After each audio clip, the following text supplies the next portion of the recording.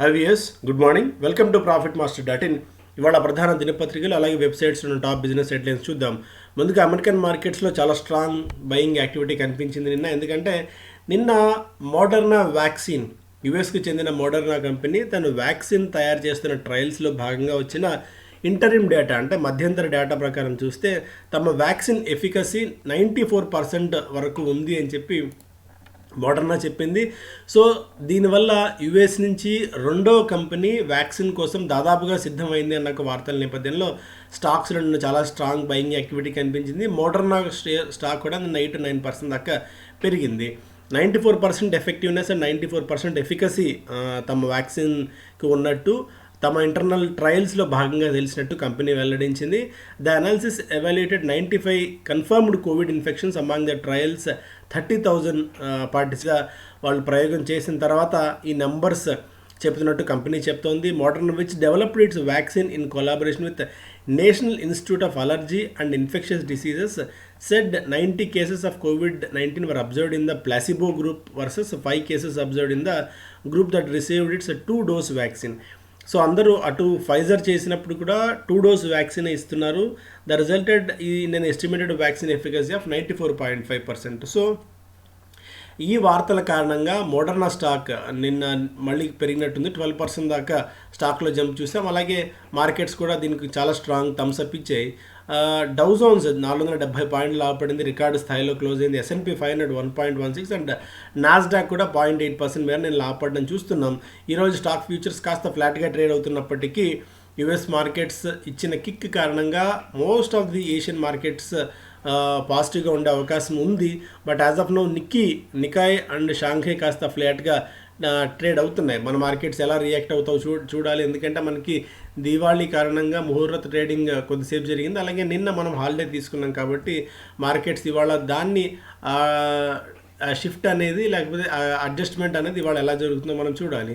So economic times ఇవాళ పత్రిక వెలువడలేదు, ఎందుకంటే నిన్న హాలిడే వాళ్ళు తీసుకున్నారు, అందుకని ఈరోజు ఎకనామిక్ టైమ్స్ లేదు. సో బిజినెస్ స్టాండర్డ్ చూస్తే BPCL gets multiple bits, Reliance Aramco give it A miss.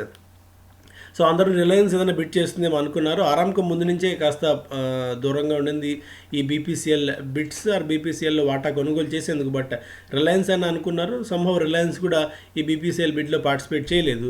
Clutch of private equity funds, pension funds put in expression of interest. కొన్ని private equity funds, pension funds ఈ బీపీసీఎల్లో వాటా కొనుగోలు చేసేందుకు సంసిద్ధత చూపించాయి. మోడర్న్ ఫస్ట్ పేజ్ ఆక్రమించింది, ఎందుకంటే చాలా మేజర్ న్యూస్ ఇది. దీని ఆధారంగా ఎందుకంటే ఎఫికసీ పెరుగుతోంది.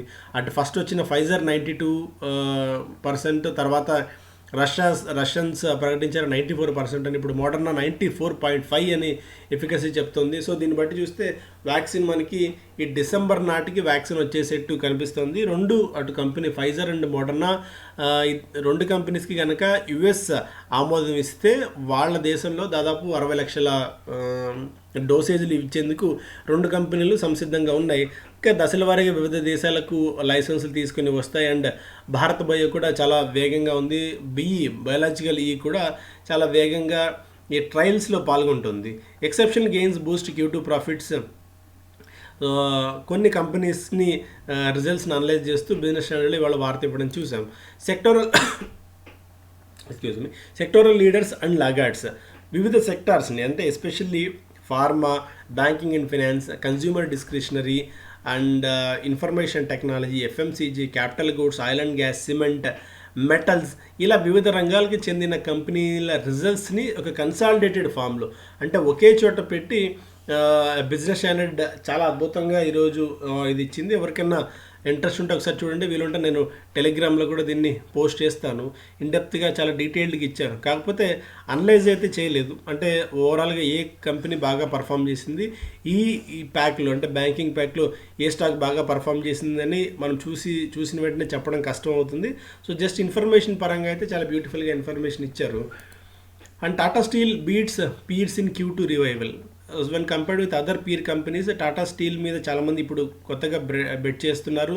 ప్రాస్పెక్ట్స్ ఇండియాలో పెరుగుతున్నాయి, యూరోపియన్ ఆపరేషన్స్ రీస్ట్రక్చరింగ్ కూడా జరుగుతున్నాయి. కాబట్టి ఓవరాల్గా ఇది సెంటిమెంట్ని బూస్ట్ చేసే అవకాశం కనిపిస్తుంది. నెట్ ప్రాఫిట్ 2022 నాటికి దాదాపు 6,600 కోట్ల రూపాయల దాకా పెరగచ్చు అని చెప్పి స్ట్రీట్ ఇక్కడి నుంచి ఎక్స్పెక్ట్ చేస్తుంది ఈ స్టాక్ సంబంధించి.